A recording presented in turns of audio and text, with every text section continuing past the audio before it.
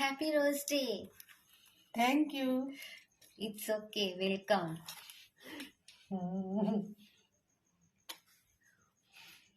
আমি ভাবছি জোর করে আমরা এরকম করি। Thank you. এটা অ্যাকচুয়ালি ব্যাপারটা কি বলুন তো, এখন এইসব করছি তো তাই জন্য নালা মামা এইসব পছন্দ করে না।